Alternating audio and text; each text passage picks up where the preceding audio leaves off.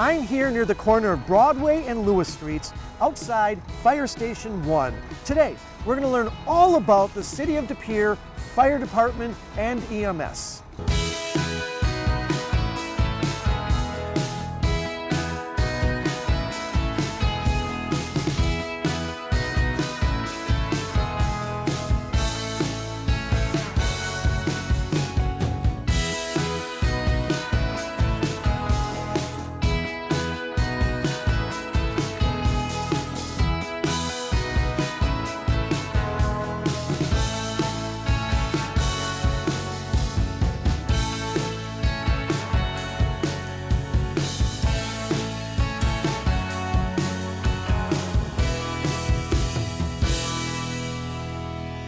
Welcome to the Mayor's Corner. I'm Mayor James Boyd.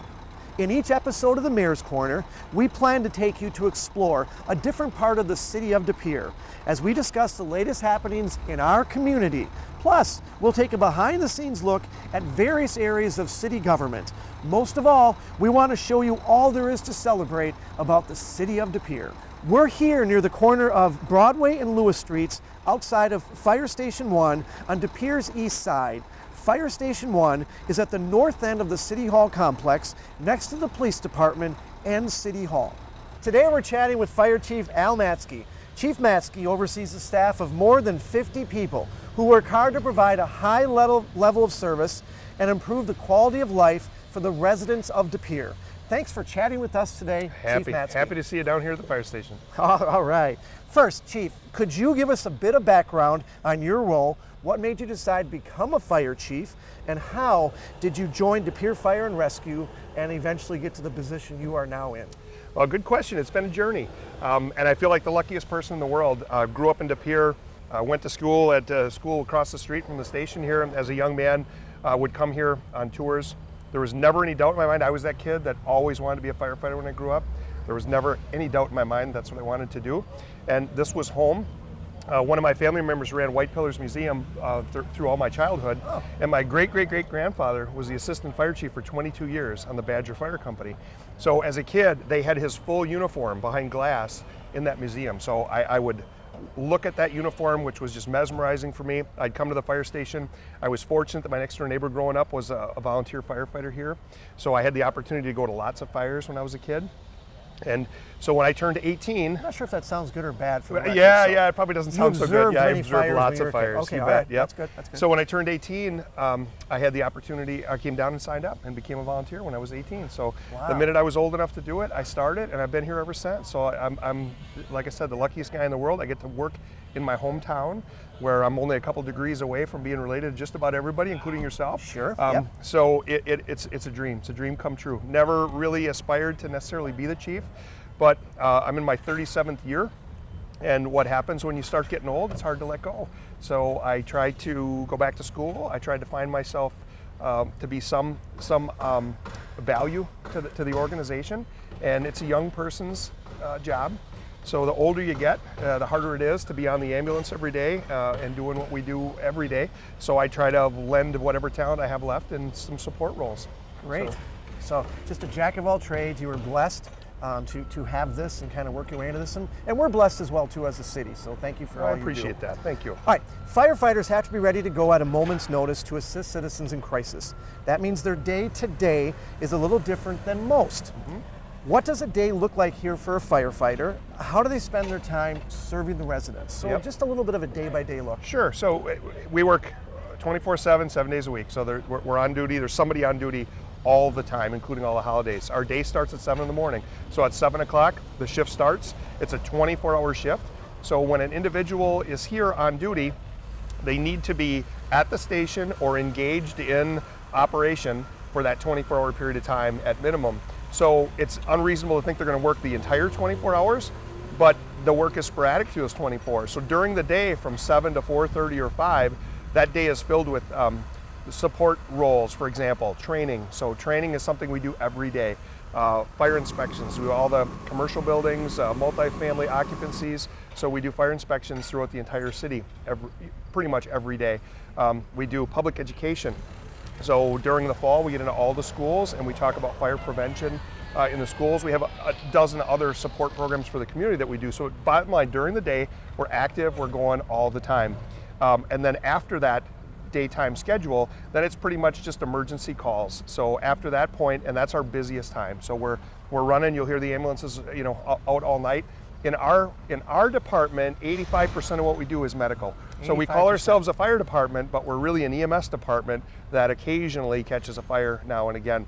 Our community needs ambulance service. That's what they need. That's what they ask of us the most. That's what we provide the most. And the survey actually kind of bore that out. Absolutely. So, Yep. So that's really, we talk about being firefighters, but really we're medical providers is what we are. Now this is one of 2 stations we have, and I'm sure throughout this little feature we'll show the other station as well. So can a firefighter be positioned at one or the other, or do they shift back and forth? How does that kind of get decided? So one of the things that I'm really proud of in De Pere is that all of our firefighters do all of the jobs.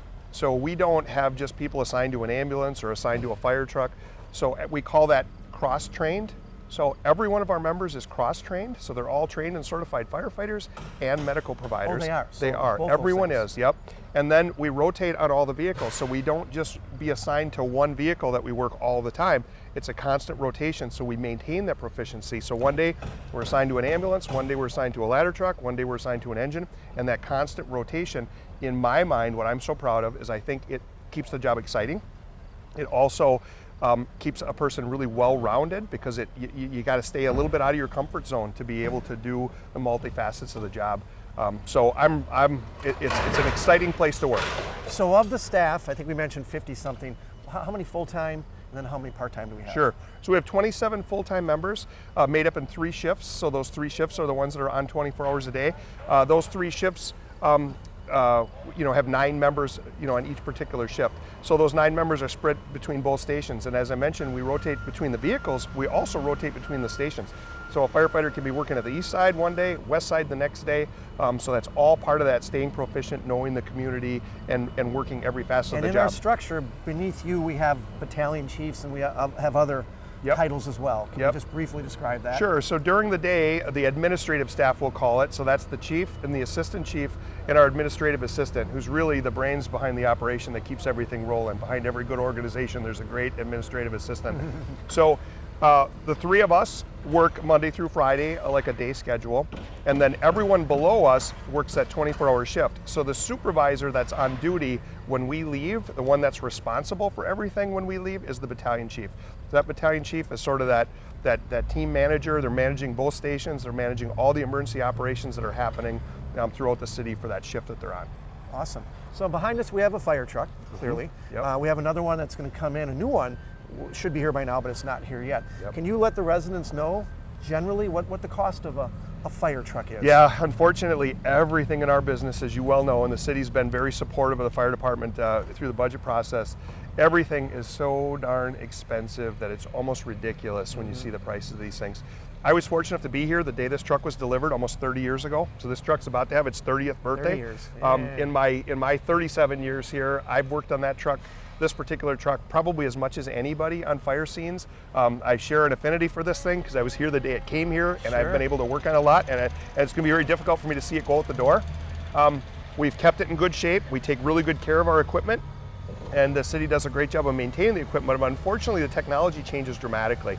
So we're at the point with this vehicle where we can't get parts for it anymore, and we're starting to really be plagued with some mechanical issues. So a new truck is on order. Unfortunately, due to COVID and the supply chain stuff, obviously we haven't received it yet. But the new truck that we're getting is like $1.1 million. $1.1 million. Yep. When this truck was bought 30 years ago, it was $525,000. Which 30 years? That's a good chunk of money. It is. Yep. 30 years is a very good lifespan. It's a great lifespan. And that's pretty for good a truck. for other communities too, to try to stretch that out for 30 years. Well, I mean, we take fire, EMS, police very seriously. Yep. And we want you guys to have the best stuff. And we are absolutely fortunate about that. When it gets to the point where you can't get parts for a vehicle again, that's really kind of the nudge. It's not necessarily the condition they're in, but that's the nudge, because we can't afford to have them go down. So I would say that these trucks at 30 years, that's really end of life. Most communities, by they get to be 30 years and it's time. So good. Yep. So we're so by no means will we jeopardize Nope. people's safety and et cetera. Absolutely. We all take that very seriously. All right, your team prides itself on being well trained with quick response times, but the department also has a strong set of values. Could you explain those values to the citizens? Yeah. So our mission statement here is we exist to serve our community, and what we mean by that is there are so many different ways in which the community needs a fire department, and it's not the traditional fire. In fact, fighting fire is the thing that we do the least. So when you look at city services, there's very few that you can just pick up the phone and say, I'm here, I have a problem, come help me. The fire department comes and helps with a myriad of problems. We make fun of the cat in the tree, or we make fun of those types of things. But oftentimes for a resident, that's the first line of defense. They'll call us, we're here 24 hours a day, we'll show up, and it may not be our issue to solve, but we can certainly connect them with someone they solve. So oftentimes we're the first forward-facing interaction someone has with a community. And we do that simply, pick up the phone, give us a call, we'll come and we'll sort it out. We'll figure out, what those needs are. And those needs are ever changing. I never thought 37 years ago that we would be doing the things that we're doing. We do EMS prevention in homes where we try to go into where a resident is trying to stay independent in their own home. And the last thing we want is them to fall and break a hip or have a medical emergency, call an ambulance. Unfortunately, that's a lot of the times we find them is the first ambulance call. And we can look around and say, boy, if we had a handrail here or this rug wasn't here, we could have prevented that. Sure. So our focus, much like it is on fire prevention, is now on EMS prevention. Right. How can we help that citizen stay in their home, stay independent, exactly where they want to stay, not have an injury and end up going to a nursing home or losing their independence? So we never thought that way 30 years ago. That wasn't even part of our business. Was we wait till someone sees smoke, they call the fire department, we go put the fire out. And that now has become one of the least things that we're doing. COVID's a prime example. Partnership with the health department. You saw firefighters at every vaccination clinic. Sure. When people are getting flu shots, you see firefighters there. That's what the community needs at the time. The health department needs their staff to be able to flex and get more people there for those big events. Well, they don't have more people, but we do. So we can come and help with those things. So when we say we exist to serve in whatever capacity the city deems us. You mentioned, I hate to break in, but you mentioned COVID. My concern during COVID was you obviously are responding to all the calls, and you're the first responder, to pick up a COVID patient, if you will. Yep. The concern I had, and I think the residents should understand that as well too, is our concern for the safety and health for our employees. And it sounds like it worked out okay. Worked out really well. We stayed very healthy, and we were there were obviously so great risks, and I wanted people to realize that you were the first responder to it. But we made it. And we appreciated the support. We buy our cleaning supplies and disinfectant in real time when we need it. We don't stockpile a lot of it. And when COVID hit, you couldn't buy any of that stuff to clean our ambulance or to clean our station and to keep us from spreading it to each other. Made an appeal to the community on a Facebook page. Hey, if you have any of these additional things, and they came please. Through. Oh, came through. Yeah, community's incredible. Yep. Let's just pivot in a different direction about what folks do as far as the fire is concerned. The water's behind us right here. Yep. The fire department had a pretty impressive water rescue over the winter months, springish. Can you kind of describe that and a different role the fire department has with the water? Yep. So, and that's a great question. In the water, we train all summer long in water rescue. Yep. In the seasons, we use wetsuits when it's cold and when it's warm for spring and fall. And the winter, we use ice rescue equipment. And through the course of a season, there'll be several times where we'll be out there, people that are in need, either stranded, overboard, or go through the ice. The unfortunate situation we had last year, and the gentleman that was out on the ice obviously ended up passing away. But we were able to quickly execute a rescue, quickly get him out of the ice. We worked a resuscitative effort, got him back to life. His family was able to come and see the individual. And so in a tragic ending, and we hated to see it actually go that way, but that's an example of some of the technical things that we never did years ago. Sure. Before, we had a fire truck and we put water on the fire, and that's what we did. And today, if you look in this ambulance, you're going to find ballistic helmets, bulletproof vests. things that I never thought 30 years ago that we as firefighters would be trained on how to use that stuff, nor ever have to wear it. That's, we call all of our gear that we wear, we call that all PPE, personal protective equipment. And so we were issued just your firefighting gear initially, and now we're issued, PPE to prevent the COVID spread in terms of almost like hazmat suits. We're issued PPE to prevent us from harm by the way of a vest and helmet in case we would get into any kind of a shooting situation or stabbing. All these things we didn't think about 30 years ago. And again, it's all about understanding that we exist to serve our community, and whatever the needs of the community are, that's what we do. Yeah. Yep. So the firefighter from 50 years ago would not recognize the firefighter from today. Absolutely not. At all. And that's a tough push for an employee. A lot of employees don't like the idea. They want everything to stay the same sometimes. And this job is absolutely not the same. It's rapidly changing, and it will look completely different, 10 years from now. Great. And it's up to us to evolve. Outstanding. The department works hard to build strong relationships with the community. Your team hosts and attends a lot of community events throughout the year, from a fall open house to National Night Out to Christmas gifts with Santa. Why are these types of events a priority for the team and the connection with the community? Again, that's the mantra here, is the only reason we're here is because the community wants us here. And if the community didn't want us here, the doors would be shut and we'd be long gone. So the community is everything. Being invited into those things is the whole reason that we're here. So it is such an opportunity when we have our open house. We don't host necessarily events for that open house. We want the public to say, this is your fire station. These are your trucks. Come and look around. Come and talk to us. Come and ask a question. If you always wondered, hey, what do you guys do in this situation?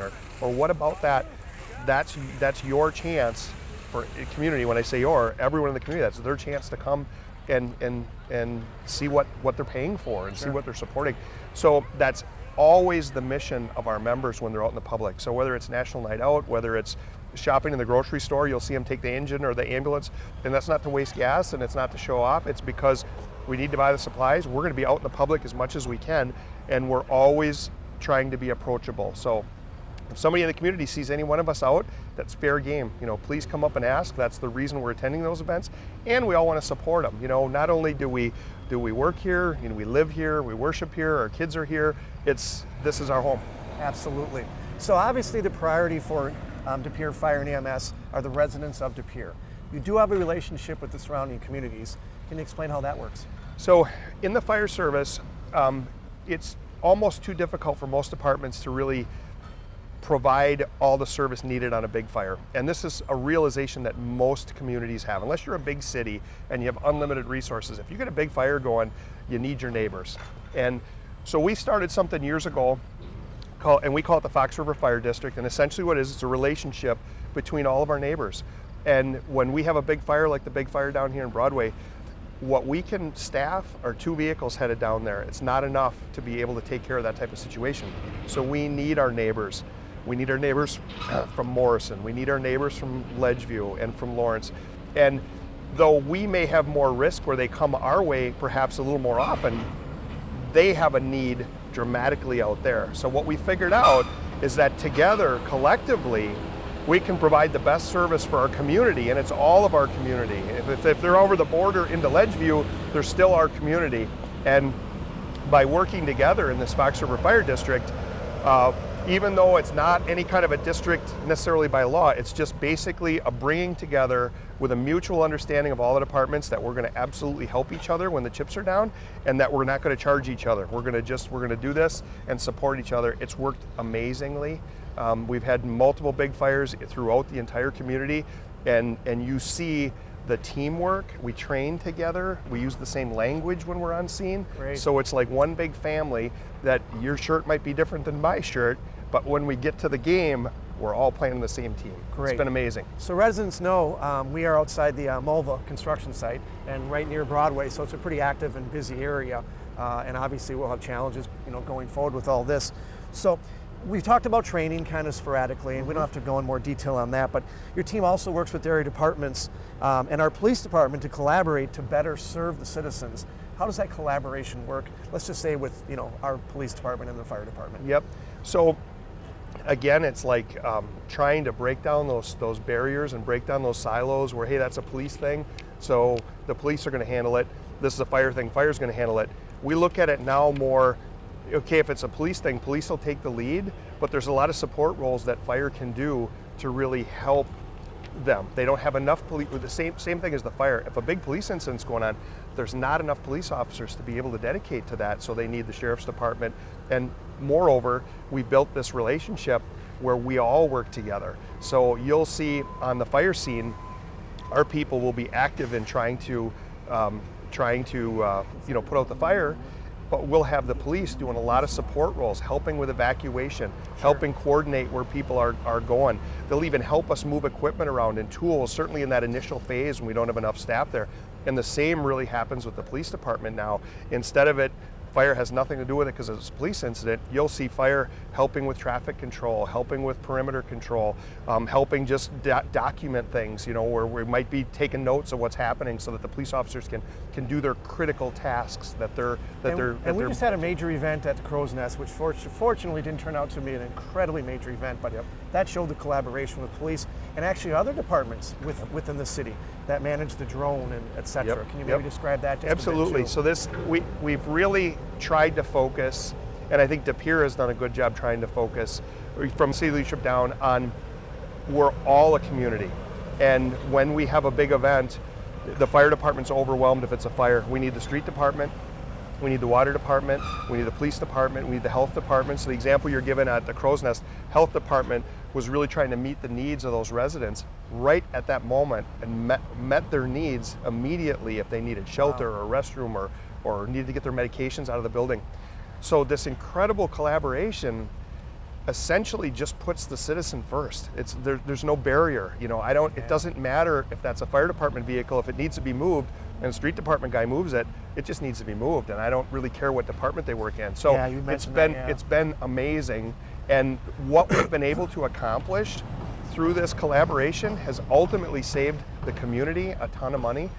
You'll see them using firefighter equipment to do things for street department. And if the equipment's here and it's owned and it needs to serve a task, then we should be sharing all of it. And I think we do a really good job of that. And I totally agree. So this year, big milestone for the fire department. Yep. The department turns 150 years old.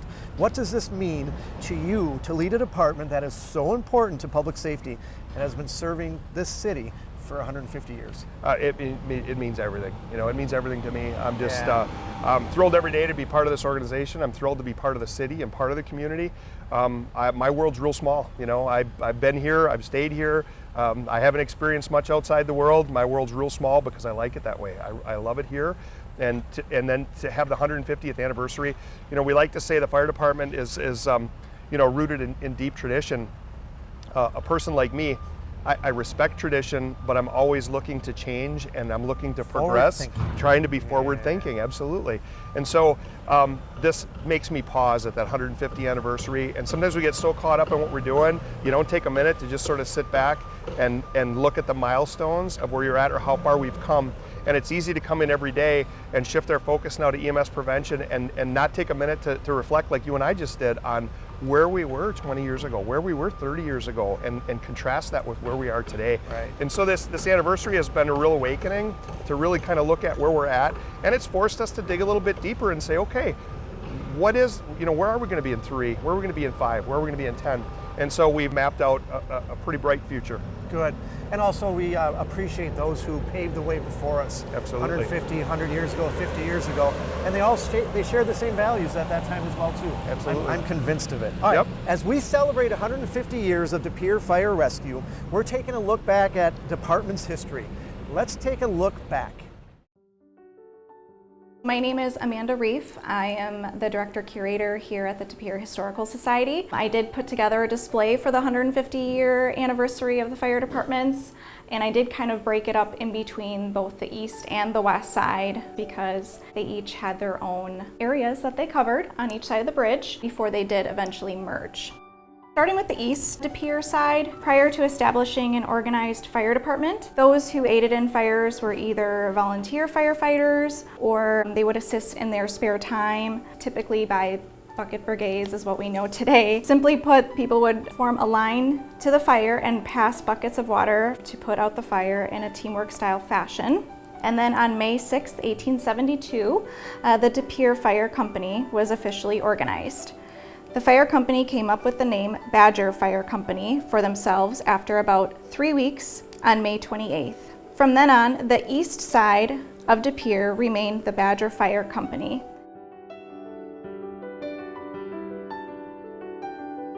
September 25th, 1871, the West De Pere Fire Company was organized. They soon disbanded and reorganized, and in 1877 they took the name the Union Fire Company. After the Union Fire Company disbanded in July of 1893, the council ordered the establishment of a new fire company.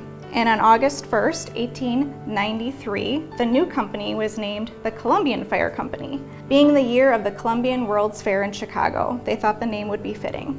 In 1911, the department was reorganized and merged with the police department. Established by Mayor Jones, they were known as the Police and Fire Commission. Later in 1916, the Badger Fire Company and the Columbian Fire Company consolidated to form the De Pere Fire Department.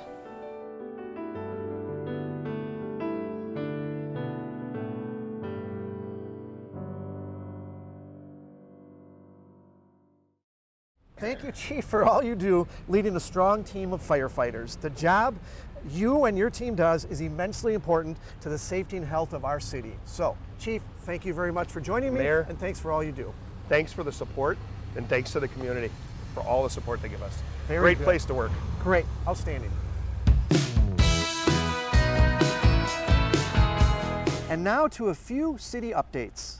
The city was visited by a delegation from our sister city, Åmål, Sweden, in late August. The delegation is focused on refugee resettlement in their community and met with various area nonprofits to collaborate and bring ideas back to Sweden.